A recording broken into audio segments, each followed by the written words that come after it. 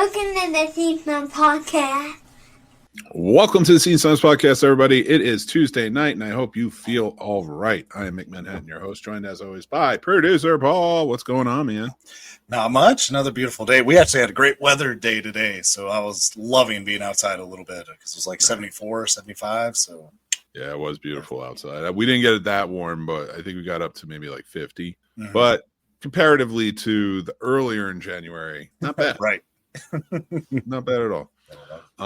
So man, I thought we would get started. We got a disastrous episode for everybody today. We're going to be talking some disaster movies. We're going to talk about like some of our theories on disaster movies and how we feel about them and stuff like that. And we're going to share our top 5 worst disaster movies. I thought I'd change it up a little bit. We're going with the best, but I'd go with the worst for right now. But I wanted to ask a few questions. Okay, so we got a bunch of news coming out. Movie news coming out that honestly, getting into it more and more, like I want to get your opinion on some of this. Okay, so first and foremost, I don't know why I went down this rabbit hole. I think it was to avoid the news. I was like, I'm gonna jump down like I did with Johnny Depp and Amber Heard. Mm-hmm. I am in a full deep dive into the Justin Baldoni versus Blake Lively and Ryan Reynolds case. Have you heard anything about this? I've seen clickbait about it, and I just haven't had the time to click it or see, I guess, any of the facts about anything. So I'm not, 100%. But with the clickbait, I can assume kind of what allegedly. So I'm going to tell you all right now. I went on a deep dive. There's a website and everything. I'll get into it. I'm going to talk about it a little bit, tell you, Paul. It's bonkers. Oh. So remember the movie It Ends With Us? Yes. Well, Justin Baldoni, who starred in that movie with Blake Lively as the abusive boyfriend, he was also the director, and he is a very big he has always been like sort of a big proponent for speaking out against domestic violence and abuse and things like that. Very big proponent for it. So when he would like fell in love with this book that an author named Colleen Hoover wrote, so he went to her, they became friends, he bought the rights to make the movie. He went to make the movie. Of course, there's some turmoil through it because, it was in between the writer's strike and the actor's strike and everything. But the real turmoil is the fact that Blake Lively got hired on. I don't know who needs to hear what's happening with this, but you need to go see it. They came out, supposedly Ryan Reynolds and Blake Lively completely took over this movie. And like to a point where they were just like pressuring this guy, and just driving everyone nuts. Right? People couldn't stand him. I guess the writer and the rest of the cast like teamed up with Blake Lively and Ryan Reynolds. This poor dude had to watch the premiere of his movie with his family after everyone else watched the movie because they wouldn't let him in to the premiere while she was there, and Ryan Reynolds, whatever. She accused him of sexual harassment, which he dispelled. First off, she accused him of sexual harassment, and he didn't say shit. He just like kept to himself throughout the whole process. He was completely ostracized from the rest of the cast and crew, from the rest of the cast and such. She turned this movie about domestic violence and surviving domestic violence, which is a very important thing. I think we both know. Yes. And she turned it into like this sort of like this Taylor Swift-esque. It's about the flowers and getting with your girlies and getting your drinks and stuff like this. She promoted her alcohol company with the movie about domestic violence. She didn't. I mean, maybe after she got criticized, but like at first, she didn't say anything about domestic violence with that message. None of them did. It was the director who got ostracized was doing his own thing, who would like every time they asked about, well, why aren't you with them or doing it? He went right in and he was like, oh no, they're great. They're doing their thing. I want to talk about the domestic violence aspect of this. There's women that need help. There's other people, and like always took it to that realm. Well, this whole thing, like they went to, I think it was either the Times or the Post or something like that, I forget which newspaper it was, and put out this whole article against him and all of these things he did to her. And I didn't do their homework because this dude put up a lawsuit for $400 million. And when I say he has receipts and he hasn't even dropped everything, he has every conversation they had. Every time she said, well, he said this, he gave up the actual conversation or the videos or this, that, or the other thing to say, nope, this is how it went. Exactly like I said from the beginning. Like when he asked about her weight, she played that off like it was sexual harassment, but he was like, I have a bad back. She had just had a baby. He was like, how much do you weigh? So I can do this for that. He asked Right. the trainer. All this shit. They're still not letting go. This is going to court, dude. And listen, you know what? Everybody has their own stupid reality TVs. This is my reality TV. This shit's my actual court is my reality TV. Because I hate reality TV shows. They're the worst. And I deep dove, and I hope that guy gets everything. Yeah, he deserves it, especially if he's absolutely not guilty of anything. It sounds like then absolutely. And it kind of disappoints me that she's doing that if she knows she's essentially lying. Well, everybody says that she's. Like from everything, like she used Taylor Swift and Ryan against him. She's like, I'm Khaleesi with my dragons, and like her big star friends, like because Taylor's the best friend, and like Taylor Swift showed up, and like I don't know if he pressured him or like she was like siding with Blake at this thing that this guy was at, where it was basically take over his movie. Like the whole thing is just like the website is worth it, and if you don't want to go and read everything, then and you just want to listen. Go listen to some of these TikTokers that you talk about that or Instagram Reel or whatever the hell you're on. They're all doing it. They'll all talk about it. And then you can just fall into like a 35-part 1-minute podcast video where they talk about this and you learn the whole story and all this shit. That's the best. That's all I'm going to say. I don't care about it.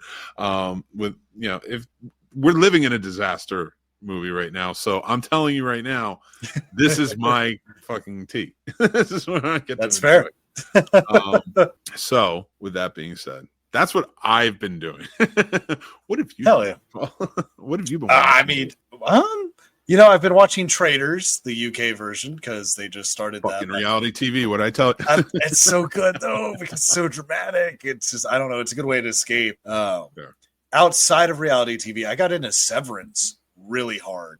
How bad. is that? I'm getting into it. I wanted to finish Billions. I've been enjoying it. I found someone TikTok, but I don't have TikTok, so it's just Instagram Reels. But I found someone that goes through, so almost not quite shot for shot, but a majority of them will show the different cameras they use and the lenses they use, forward shots. So I've been kind of doing that hand in hand with the episodes and just been like loving it, being able to kind of learn the differences of, okay, why'd they use this instead of this? And you use this for this pop and not this. And when you want to, so it's kind of been a fun learning experience. And Severance is just so well done. I'm amazed by all the actors. A lot of people don't give Ben Stiller his credit as a director, but he is a fantastic director. I was floored when I saw Ben Stiller. Not to be a jerk, but I was like, holy shit, this is him. Like, okay, I see you. Do you know what else he directed?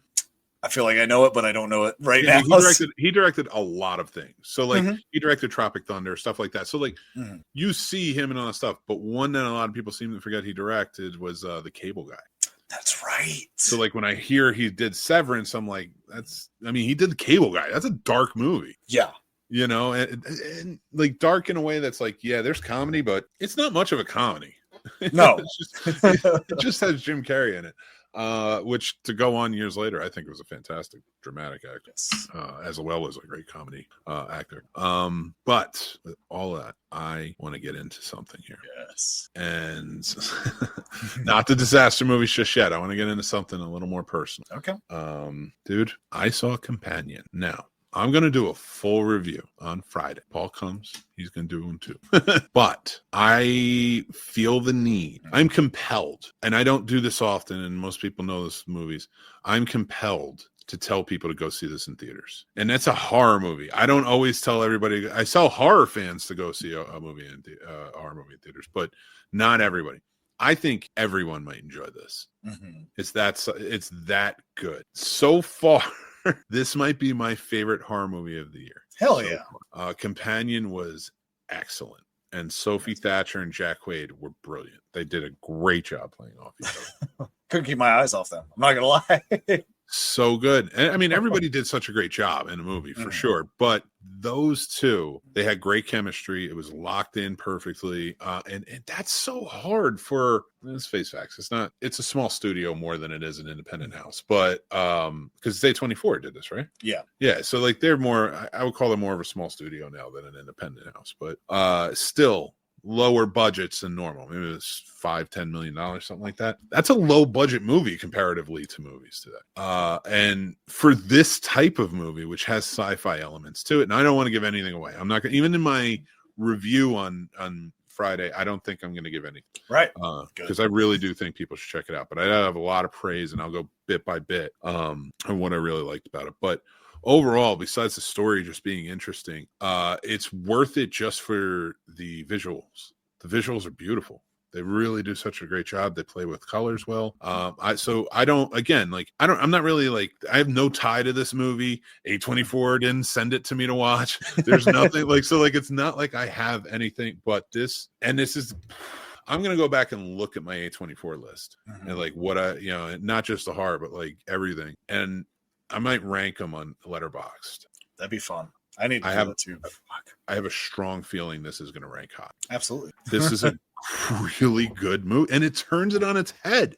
That's the best part. Anyway, whatever. Let's talk about disaster movies. It's fine.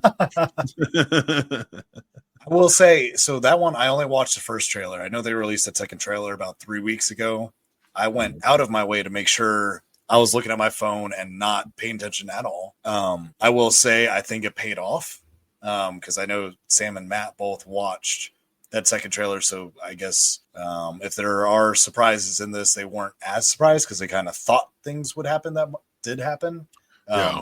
But me not like literally just zoning that out, I was just, I wouldn't say Sixth Sense surprised, but I was like, oh, okay, this is fucking awesome. Like, okay. But yeah, they did a great job. And it's great when you have two great actors that neither of them seem like they're trying to upstage each other. They're both fueling the other and just feeding off each other's energy. And you can really see it. And I think it's a testament to them and the director because he's able to get it out of them. And it shows on screen very well. Sophie Thatcher right now, just in this and Heretic alone, she's great going back and forth. And I mean, with Hugh Grant, that's a strong actor to go back and forth with. So this movie, she had so much physicality that she had to add to it. And I'm not just talking about the running around stuff, but like to actually like when she's being carried, like in the way she has to like kind of maneuver her arms and stuff like that. Like it's so well done.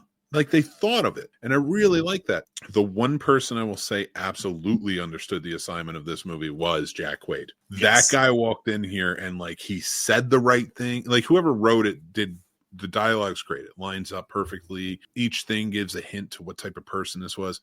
I would put this actually more in tone with Promising Young Woman than anything else. God, this is such a good movie. It really was. That was another really good one too. But yeah, I just couldn't get over it. I cannot wait. I'm like trying not to review it.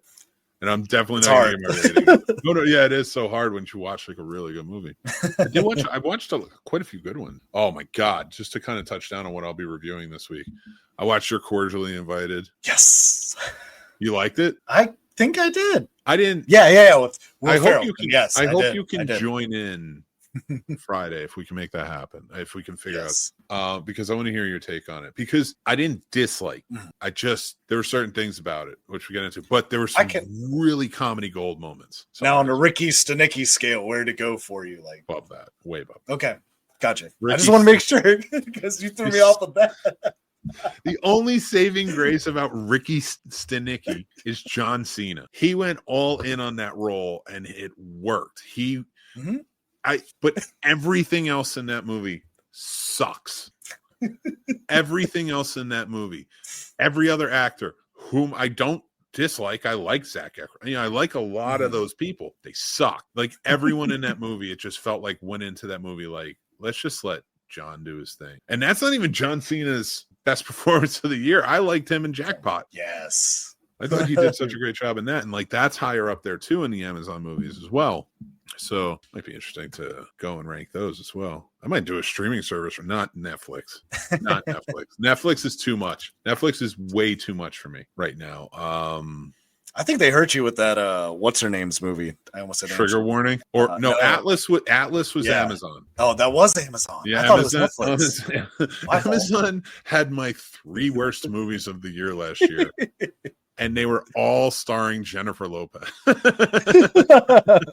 I think she was in 5 movies, so maybe a few more past that. The other 2 are there. But, God, she's just not good, man. I mean, whatever.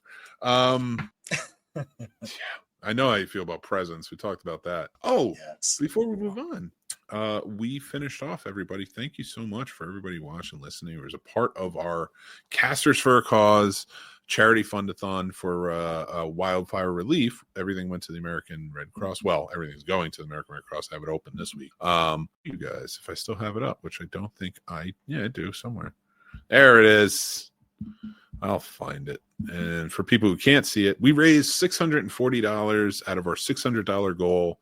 We went all 10 hours. We had a really great time. Paul was there. Everybody just like joined in. It was just so much fun. So I want to say thank you for everybody who was a part of it, helped out, just kind of really got into it and made it their own and such. But I just thank you. Thank you to you, Paul, for joining in and having a good time with us, and everybody who donated and helped and shared it out. It just means the world to me. So yeah, we finished off strong. And out of all of our Casters for a Cause to date, we have raised a grand total of $7,712. Heck yeah. So, over 5 years. So that's not too bad. Not too shabby, I'd say. That's awesome. Thank you, man. We're all part of it. Everybody, all of us. So it's all one snoberific family. But let's get into disaster movies, shall we? Yes. So I wrote down some questions, which I've been doing when I plan these episodes out. Like I was like, I'm gonna write down a question. Like I was like, I have a question about something. It's like, that'd be a good episode. Let's do that. And my questions for this was, first, why are disaster movies so appealing to audiences? Why do you think, Paul? Because I have inklings, but I want to know what you. I think, without sounding kind of morbid, I think we all have fantasies of almost being in situations like that and seeing how we would react. So I think it kind of adds heightened emotion and drama that we connect to, because we try to find the character we think we fit best in these movies as. So then we get to see ourselves play out, oh, we live, or oh, we're the smart one, or we're the dumb one, or things like that. And I think as far as science fiction and a movie that's realistic, that disaster movies do a good job of being right there on the edge, where it's just enough where you're like, that probably won't happen, but to an extent it probably could happen too. It's almost a 50-50, like we're one asteroid away from being Armageddon, things like that. So I think it definitely, the catastrophic imagery is what I think draws us to it, because we kind of like seeing disasters, just like passing a car wreck on the side of the road, even though that's terrible and you don't want to see anyone dead, but you still look because you want to see what damage is done. So because I think a lot of, like, for me personally, like my favorite disaster movie, it's just because you see so many things torn up, which for me is 2012, because there's so many different images of different areas that are just torn up from floor up. Yeah, you're all about the anarchy. Yeah, it's a little bit. That's your reality TV driven brain wanting the disasters. Me, I watch zombie movies, or I watch tornado movies and all that. I'm like, nah, I want no part of it. I don't want to know who I would be, because I don't want to think about who I'd have to be. And God, please just right this ship. I don't want to be in a disaster. Pick up your goddamn litter. Stop using so much plastic. I don't know what else, but like, I think that's why I was so I am. I will say this, like, there are things I will watch that kind of like, they are just thrilling. Like, it's just a thrilling thing. Like when like the old nuclear explosions in the sea back in the day in the 50s when they do the nuclear tests. Like I'll go, like I've seen. I don't go looking for them, but like I've seen them before, and when I watch them, I'm like, they're mesmerizing. And when they're replicated in movies, like in Godzilla and things like that, like Godzilla -1 did a really good job. It is. It's truly mesmerizing to watch and witness, and that's the extent for me. I never want to see it in real life. You know what I mean? So like, when people are so into disaster movies, I go and I'm like, thank God. Like 2012 for me was too much. Okay, I'm not against 2012. Like it was a pretty bonkers movie. I mean, he was driving on the street as it's breaking. I'm like, oh my God. Yeah. So they really like they went a lot of places with that one, and it was very fantastic. It's not on my list. Right. It's not on my list because I don't think it's one of the worst. It just was a lot for me. Mhm. I think because I'm not a disaster addict, Gotcha. I was like, this is too much disaster. Take it back. I don't want this much disaster. I at least like when they have land at the end. I got you. So you're like, let me go back and just watch Deep Impact real quick and watch Elijah Wood, and we'll be okay. Oh my god, they filmed that here in Virginia too. Did they? Yeah, I didn't realize that. Manassas on the it's the byway now, but it's you can still drive down it and such. You see where they filmed it, but my brother lives over by there. Heck yeah. I don't want. Yeah, like Don't Look Up was one like where they just destroyed the earth and stuff. But like when I watched 2012, I'm like, I'm not on that boat. 100%. Well, I might be working on it, so maybe. You think?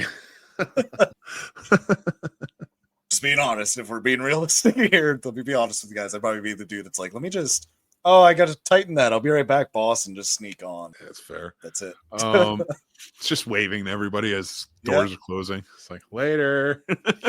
It's like, I'm your bellhop, and take their bags, and they're like, oh, that's a nice service on this ship. It's like Donald Trump, Elon Musk, Mark Zuckerberg, Jeff Bezos, the only ones who are allowed in this thing, and Paul, just for the rest of time. If they don't have sex with you and eat you, they're not, which I assume at the end of the world is what happens. Step. Well, you can't eat Mark Zuckerberg. He's all skin and bone. I'm not going to eat them.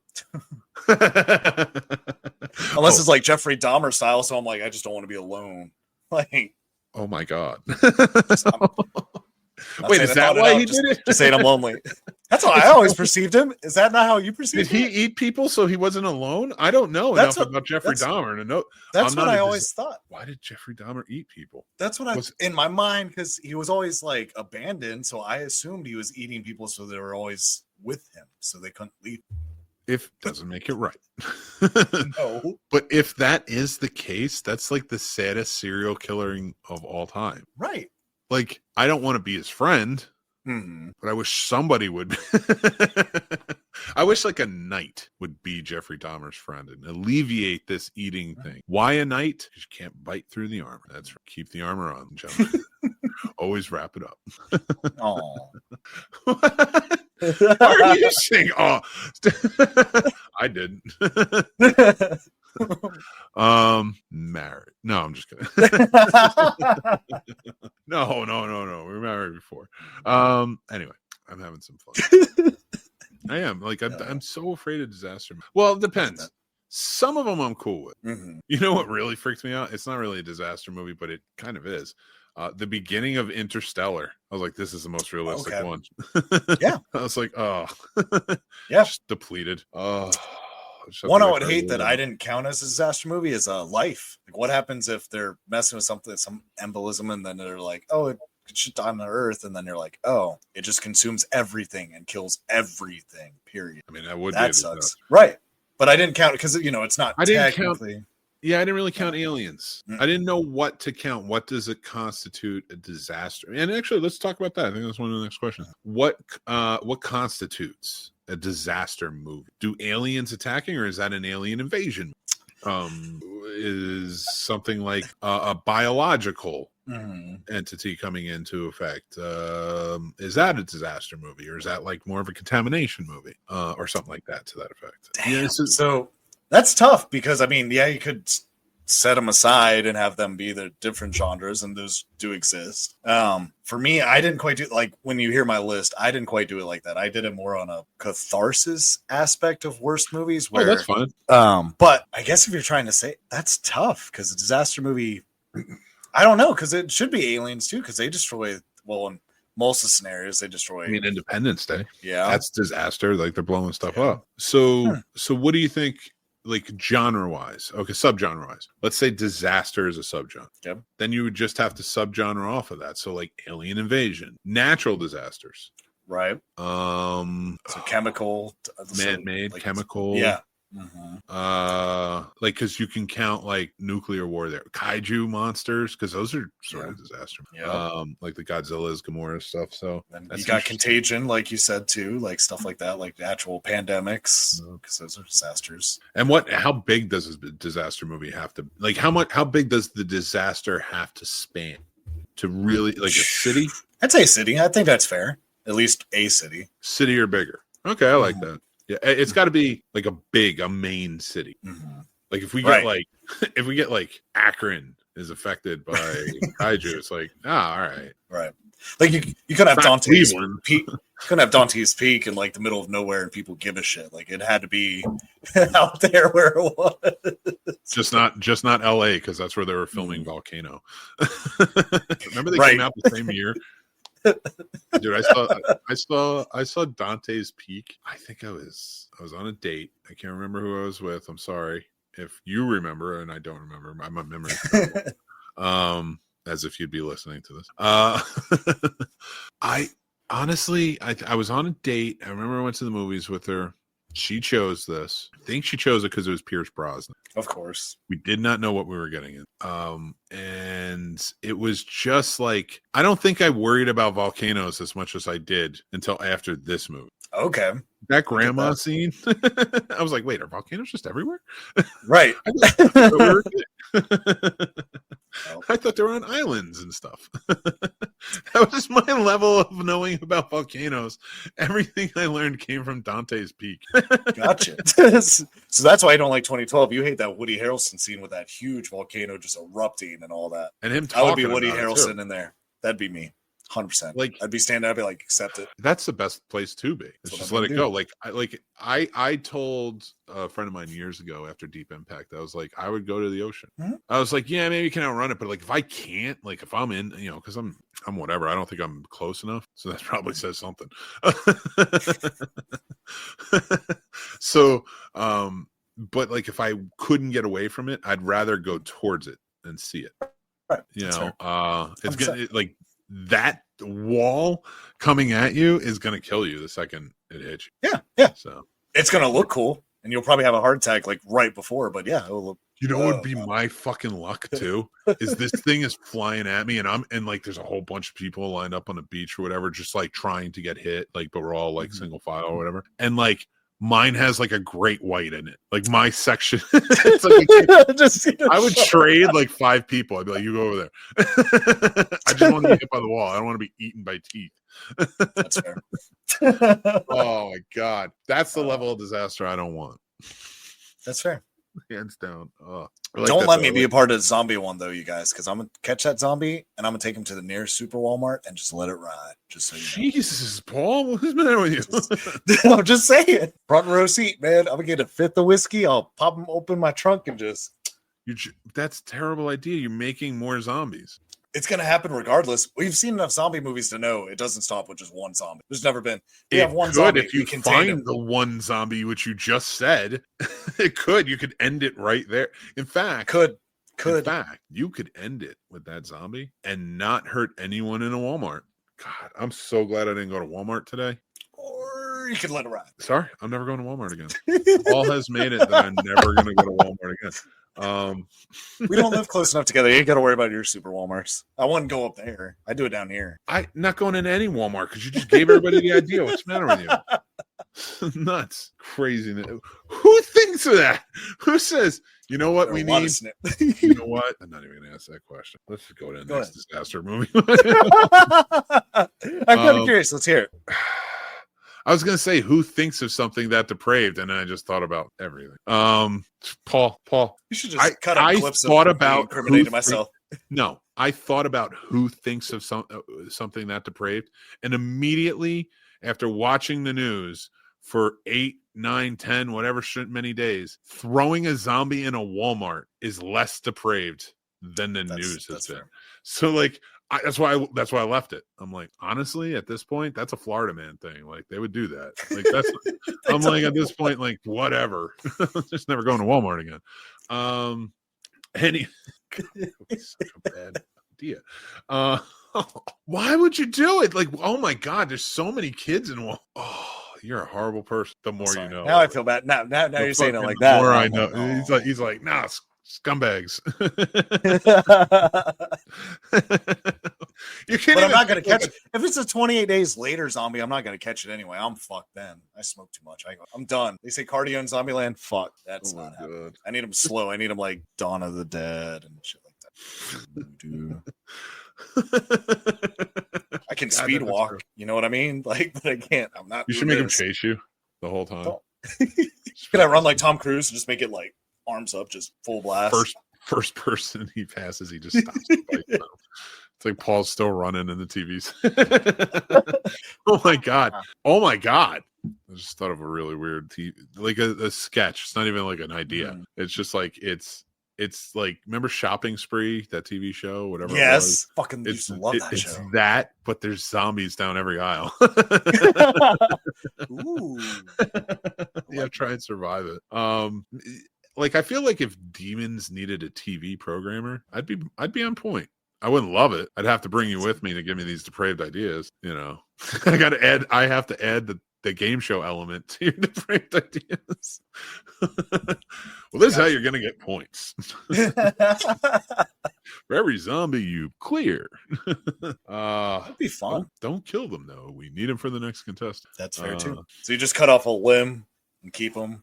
Like Walking Dead style, you can't just kill them. You just got to take off an arm or something. So. It takes off 10%. They count as coupons.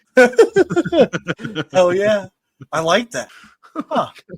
Oh my god, I just created a TV show you would exclusively watch all the time. Like the end of the world, I'll need to remember that because I need to use that. That's going to be like, I got this now. Yeah. I'm so now I kind of mad I didn't put it in the script. I don't need another challenge in it, but it's just like it would have been a fun one. I might write it in just to film that scene. Should do it. And then P-Mart. Like then I'm gonna have you be the guy as the contestant in it. And I'm just gonna fail immediately. I'll be like, I got this. Fuck these zombies, and just immediately get bit.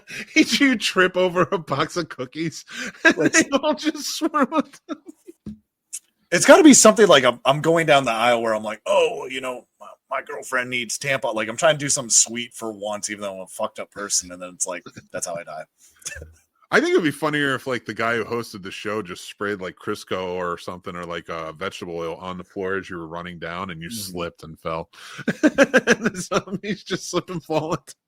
They just release a zombie while he's explaining the rules. And I'm like, God damn it. Like I'm already bit. Oh my God. Well, they definitely count under disaster mode because nothing lasts in a zombie, especially not Walmart.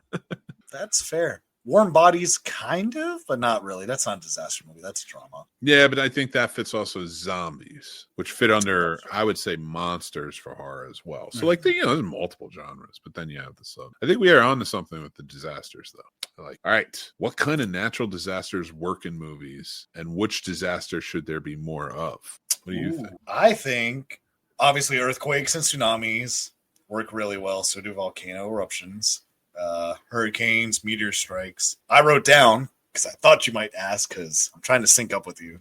For movies I think I would enjoy more of that I don't think they have enough of is heat waves. And I'm not saying this to be funny, but wildfires and a few more pandemics and famine.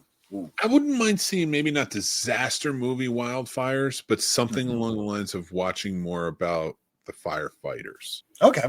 Like, but I mean, like you can immerse the firefighters in this like epic, disaster setting, which they do anyway. But yeah, like because I always did kind of like those, like Firestorm. I enjoyed. I mean, I was a firefighter, so like I think the firefighters just like kind of shines for me. Right. But like I did always like that. There's a TV show I haven't watched that I'm like intrigued to check out, and it's based on reality where inmates do go and join the fire department to fight wildfire, and that's how they spend their time. It's like a work program for them. And most of them are out there fighting these fires, and and the other firefighters as well. I mean, thank you so much for everything. Firefighters all over. Special place in my heart always. I would love to see more of those because you can get really dramatic with them as well. Right. Well, I feel like you can tie in a lot, like heat waves, for instance.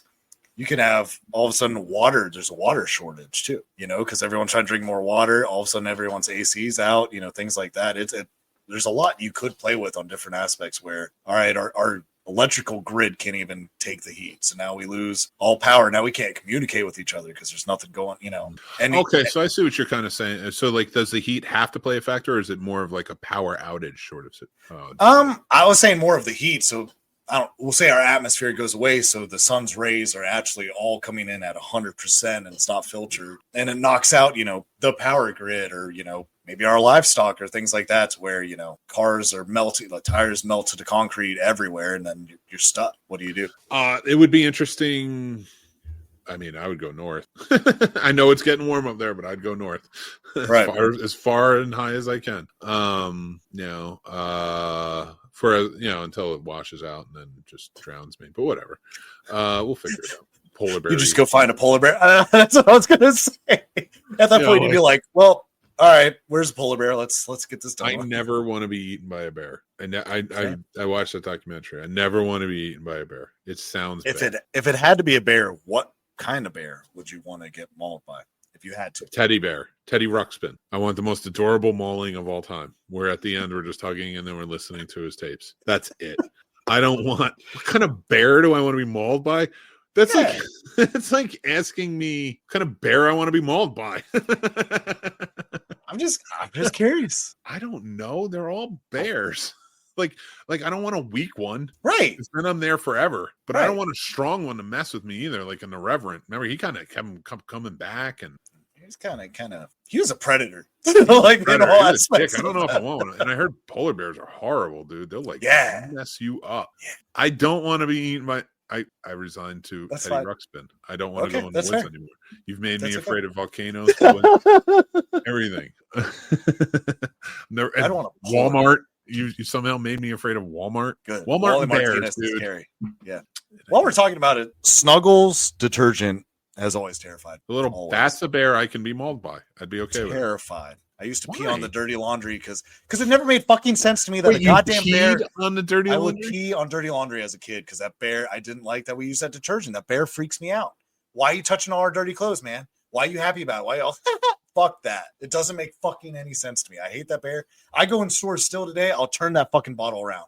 That bear is not okay. I love it. I love that Pisses me off. you hated that bear so much you pissed. So for anybody listening who needs the visual, I'm going to narrate this. Paul peed on dirty laundry. So this little itty bitty teddy bear, whom he assumed was just in everybody's laundry at all times, would have to sniff his piss. What Paul forgets is he's not in the dirty in the commercials. He's in the clean laundry. How convenient. All of Covering your his brothers and tracks. sisters' clothes have Paulie piss on them. I mark my territory. I mean that story within itself is worth saying. Like, I just marked my territory. It's a problem. You can I ask love Sam and Matt. They'll be like, no, he turns it around. Every time we get more detergent, which is not fucking that. I wish you Turn it didn't tell me that.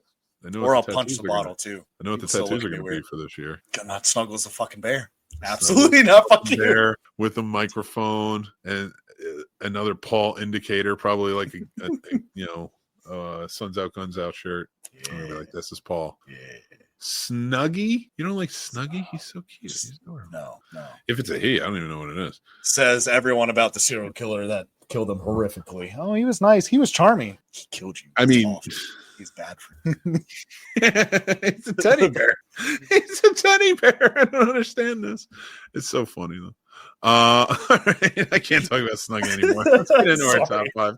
No. Don't be sorry. No. We're talking about our top five countdown of worst disaster movies. But I want to assure you, Paul, especially anybody who's watching this as a clip, I'm not upset you told me that story. I'm so glad you shared it. Now I know your fear, and I won't use it against you. That's fair. At all. There will never be laundry detergent delivered to your home. You're gonna bring like dress shields of that motherfucker to me and shit. This is I might ask Sam if I can do that iron-on trick from Jackass. And it's just gonna be Snuggie on every shirt you own. Just looking at you going, I don't even know if that's the right one. I think it's the Pillsbury Doughboy that I'm quoting. I don't even They know sound similar. They sound too similar. It's kind of fucked up. Because he's trying to get in your head, make you think he's friendlier. He's not fucking friendlier. Pillsbury Doughboy is adorable. He like grabs the thing, he's like, isn't he? Right. He's like, Yeah. I He was just the best. jizzed in all your fucking It's clothes. the only bear That's that awesome. can wall me with jokes is Fozzie Bear. Oh, Fozzie Bear. Fuck yeah. Fozzie Bear.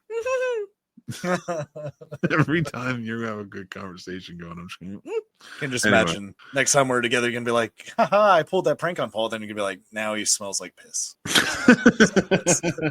why are Then my you're gonna be clothes wet?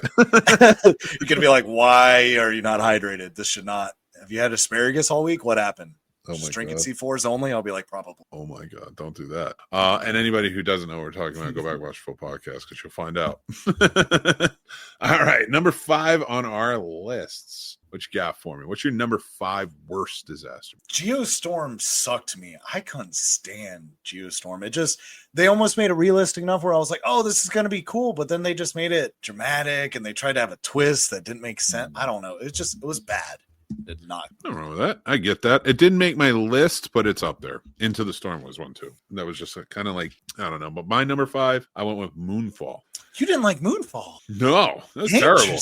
Okay. And it annoys me because I liked the idea the idea that there's something in the moon and it's coming after us and we have to and it's causing havoc. Like I love that idea. Poorly executed. Okay. It just, in my opinion, I just say poorly executed, and it's got a good cast. I didn't mind the cast, but I just don't think it hit well. But yeah, that's my number 5. What's your number 4, sir?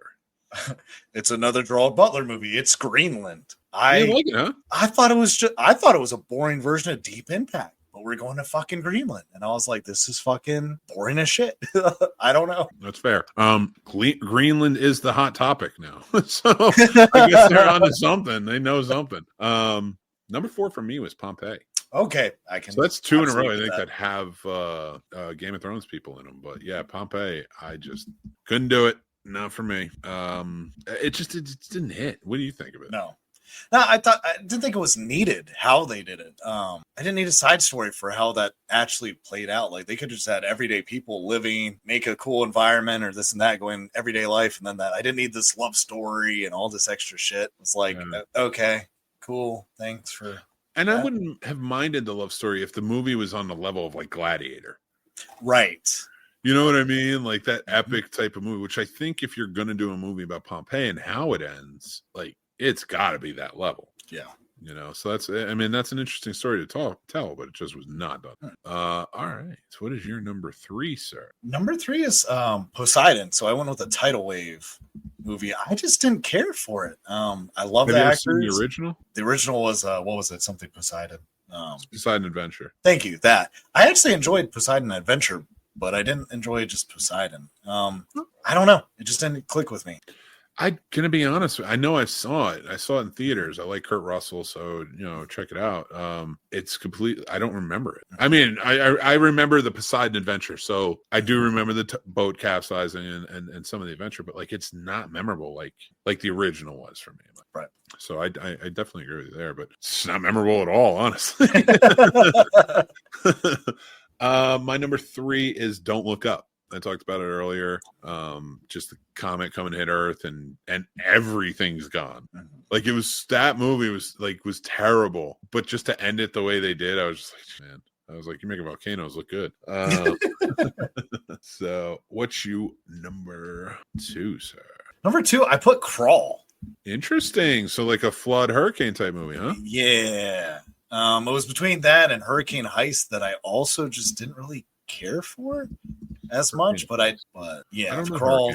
It's where they decide to do a heist during a hurricane, so then it's under the cover of that, and it's Fast and Furious meets the tornado movie we were talking about earlier. Eye of the Storm. Oh yeah, okay. It's like those two combined, and you're like, what the fuck is this for? And yeah, there are some that they just take them to weird place, like the Twister ripoffs are the worst. Yeah, and Twister made tornado, real tornadoes made tornadoes scary, but in movies for people who didn't grow up around those areas, that movie was what sunk tornadoes for you, which comes to my next one. Okay. My number 2.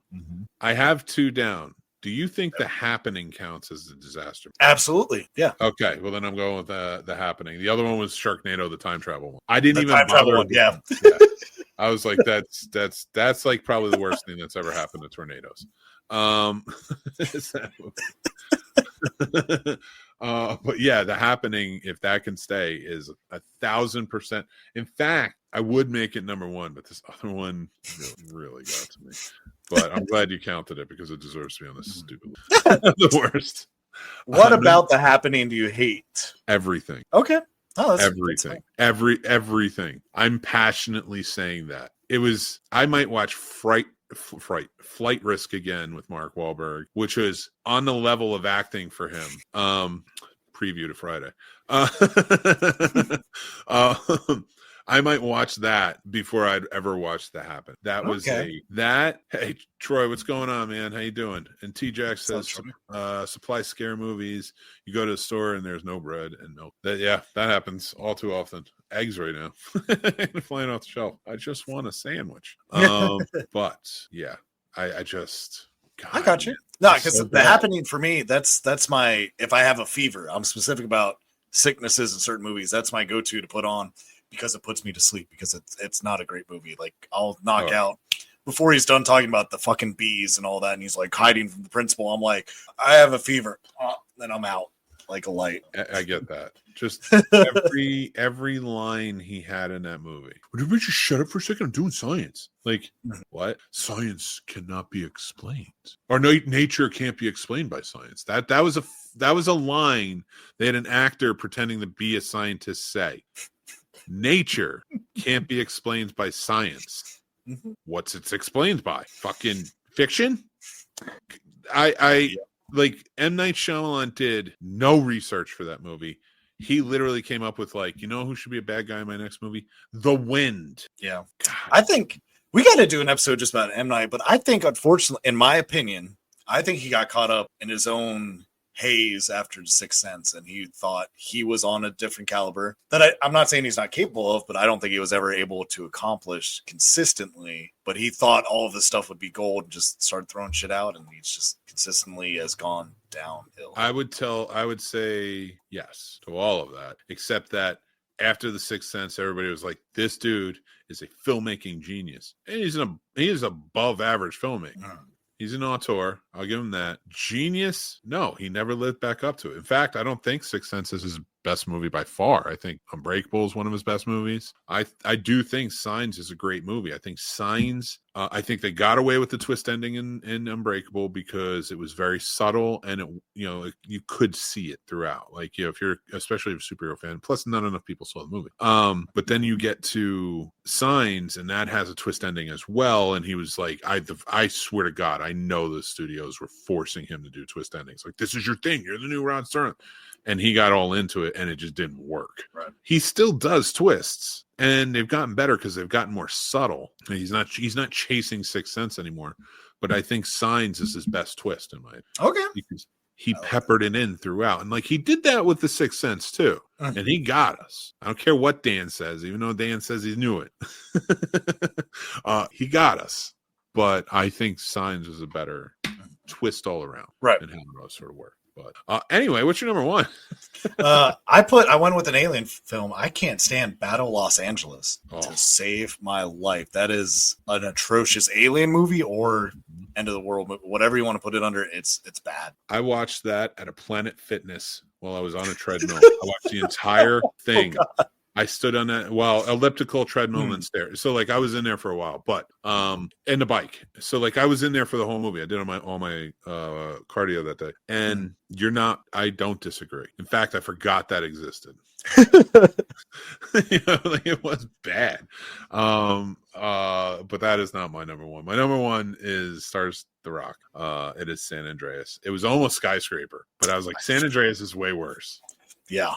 And in the end, he said it. He says it in the end, and it drives me nuts. And I'm going to finish off on this one. He actually says the words when they're asked, what do we do next? As soon as the female character goes, what are we going to do next? I'm like, first of all, this helicopter pilot, which nothing against helicopter pilots, far more advanced human beings than I am. But this helicopter pilot just looks at everybody and is like, we rebuild. It's like, who the hell's following you? Like, not because you're a helicopter pilot. That's not what I mean. But like, your family, you were all about saving your family. It's like, what are you about, man? Get out of here. Like, we rebuild. It's like, okay, president. It's only in California. Calm down. You're not even the governor. You're not wrong. So that really just like drove me nuts, man. But that is our top 5 countdown of our worst disaster movies. I think it's a pretty solid list. Go check it out. If you're watching this as a clip, you want to go back and watch the whole conversation because we get crazy. But it is time. We're going to mix movie pick for this week. That's right. It's from 1953. I just want to make sure everybody saw that. From Here to Eternity. We're starting Romance Movie Month here at the Scene Snobs channel. Like we always sort of alternate. Like we'll do Black History, but which we've more moved to June and such. But so I wanted to do romance movies, something I haven't really done in a long time, and I'm super stoked for it. I watched From Here to Eternity the other night.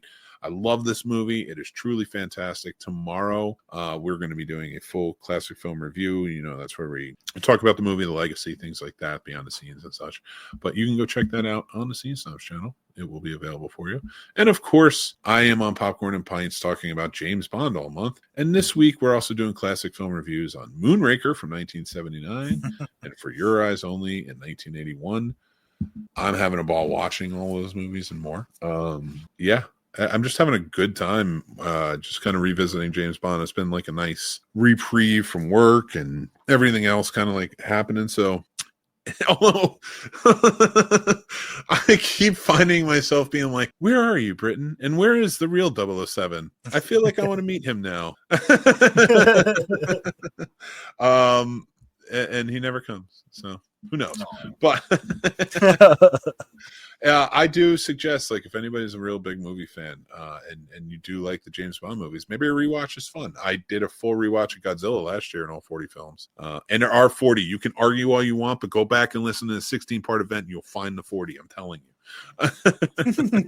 Have to argue that point. But I am having a good time with the James Bond movies. Have you seen them all? I think at least once, I'm pretty sure, because my dad's pretty big on James Bond, so I'm pretty sure I've watched them all at least one time. Especially because there was a voodoo deal where they had a glitch, so it was every James Bond movie at the time up to Daniel Craig's last movie, and it was supposed to be like $120, but they had put the decimal point in the wrong spot, so it was like $1.20. And when I saw that, I just bought them all, so I got them all for $1.20. Sorry, voodoo, but they fixed it now, but... Yeah, I know I watched them all after I bought it like that. I was like, oh. I'm 12 movies deep. I haven't seen them all. I saw a handful of them. Like I saw 2 of the Pierce Brosnan movies. I saw all 5 of the Daniel Craig because they were just newer. They were easy to go see. I saw like 3 of the Sean Connery. And here's the funny thing about the Roger Moore. I didn't think I saw any of them, but I'm watching them and I'm like, I watched this when I was a kid. This had to have been on TV. And it was like The Spider Shagged Me because the car with the submarine, Moonraker. Oh, Moonraker I had seen. Moonraker I had seen a while ago. And that was like the only one of those I saw. And that's like the worst one. And you're kind of like, oh, this isn't great. But like, I'm enjoying it. Roger Moore might be my favorite Bond now. So. Interesting. See, and I need to rewatch him just to see if I still say Sean Connery. Because now I'm curious. I was always that too. I was like, original, he's the best. And then I rewatched them all right in a row, and I'm like, man, Connery had some issues.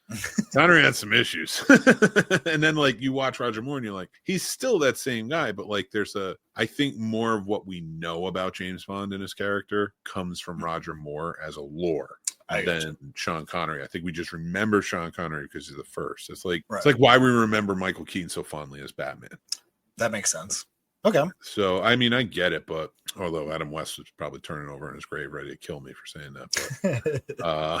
But, anyway, that's our episode. Got anything you want to say, Paul, before we get going? Yeah, you guys, it's Super Bowl weekend. I know a lot of people are having parties. I know a lot of people don't care about sports, but most people still go to a party. Be safe, drink responsibly, encourage your friends, take an Uber, make them take an Uber. Take an Uber yourself, Try to be careful because it's awful hearing about all the wrecks that happen and things like that. And I don't want anyone hurt. So I encourage you to, get an Uber, get a Lyft, reach out to people. If you can't afford one, I'm sure one of your friends is more than happy to either pick you up or help you out. So just be careful, but enjoy the Super Bowl. Hopefully we get some awesome commercials. I really don't care who wins. I know who I kind of don't want to win, but hey, have fun, cheer for your team. Don't fear your team. Eat some wings. Have a good time. Be safe, though, please. Love it. I'm going to add to that, go Eagles, because my son's an Eagles fan. So just go for that. But, yeah, great advice.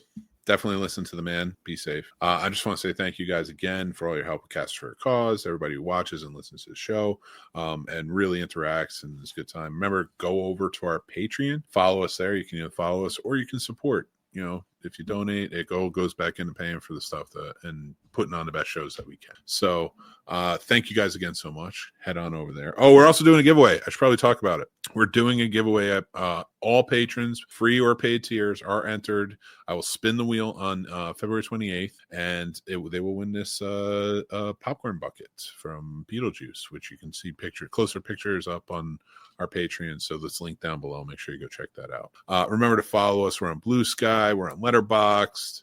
We're all over we're not all over the place, but we're in a few different areas. Make sure to subscribe, though. That's the biggest thing. We really, truly appreciate that. Hit like, hit comment, and just let us know what you think. Thank you guys so much. I'm Mick Manhattan. This is the Scene Snobs channel. This is producer Paul. We are doing the Scene Snobs podcast. We do it on Tuesdays every week, so make sure to check it out. Next week, we're doing power ballads for our mixtape. We're going to have a really good time with that. So join in for that. And until next time, remember to take care of yourselves, because that's so important. Be kind and stay classy, and I will talk to you guys so soon. Bye.